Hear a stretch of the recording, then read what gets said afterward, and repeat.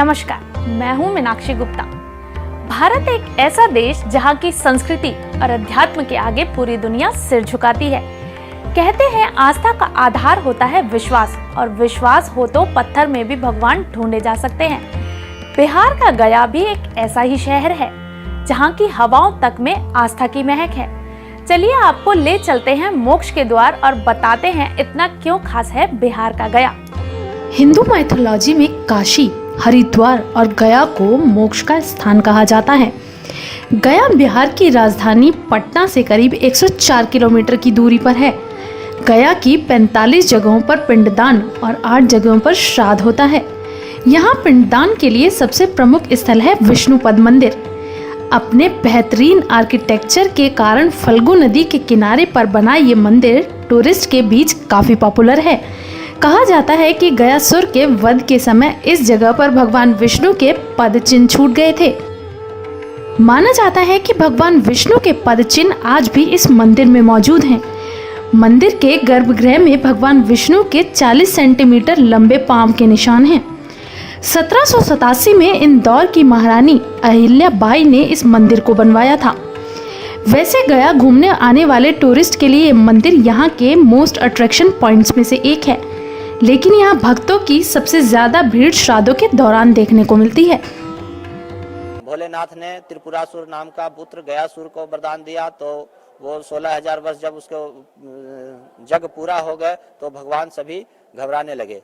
तो सारे भगवान यहाँ पे आए और भगवान विष्णु के साथ लेकर के आए। भगवान विष्णु ने गयासुर से कहा कि भाई तुम उठो। उन्होंने कहा कि जो लोग आपकी पूजा करेंगे वो हमारी पूजा करेंगे, ऐसा मान सम्मान हमें चाहिए। उन्होंने कहा एवं मस्तु। इस शहर का नाम गया, गयासुर नाम का राक्षस था। भगवान विष्णु ने कहा कि तुम्हारे ही नाम से गया जी तीर्थ बसाऊंगा, इसलिए इस शहर का नाम गया जी पड़ा। कुछ पौराणिक मान्यताओं के अनुसार भगवान राम के पिता दशरथ का भी पिंडदान यहीं किया गया था। पर ये तो हुई गया के महत्व की बात, लेकिन क्या आपको पता है कि मोक्ष स्थल गया का नाम कैसे पड़ा? पुराणों के अनुसार गया में गयासुर नाम का एक राक्षस था। गयासुर को उसकी तपस्या के कारण वरदान मिला था कि जो भी उसे देखेगा या स्पर्श करेगा उसे यमलोक नहीं जाना पड़ेगा। ऐसा व्यक्ति सीधे विष्णु लोक जाएगा। यमलोक के देवता यमराज को जब ये बात पता चली तो वो चिंता में पड़ गए। यमराज ने ब्रह्मा, विष्णु और शिव से कहा कि गयासुर के कारण अब पापी व्यक्ति भी बैकुंठ जाने लगे हैं। यमराज की स्थिति को समझते हुए ब्रह्मा जी ने गयासुर से कहा कि तुम परम पवित्र हो, इसलिए देवता तुम्हारे ऊपर बैठकर यज्ञ करेंगे। गयासुर के ऊपर सभी देवता और गदा धारण कर विष्णु विराजमान हो गए। गयासुर के ऊपर एक बड़ी सी शिला भी रखी गई थी। इस शिला को आज प्रेत शिला कहा जाता है।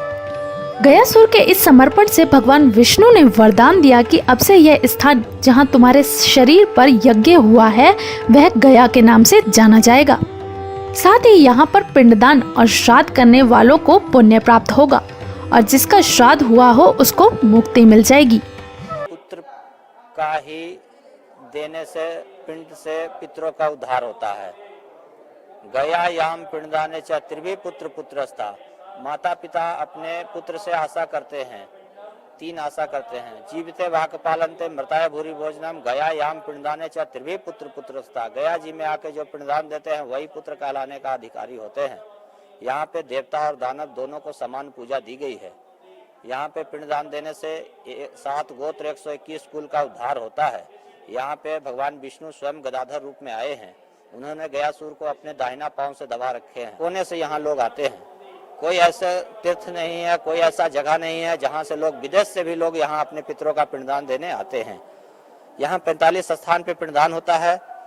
सबसे पहले फल्गु जी के नदी पे, दूसरा भगवान विष्णु के मंदिर में प्रेतशिला, 16 वेदी, सीता माता का मंदिर, मुंडपिष्टा आदि गया, धौतपद, बोध गया, प्रेतशिला, बैतरनी तालाब और अक्षयवट में पितरों के नाम से सुखसैया दान किया जाता है। इस समय में मौजूद हूँ मोक्ष स्थली गया में। गया जो कि पितरों के पिंडदान के लिए प्रसिद्ध है। यहाँ पे पितरों का पिंडदान किया जाता है तो उनको मुक्ति मिलती है, मोक्ष की प्राप्ति होती है।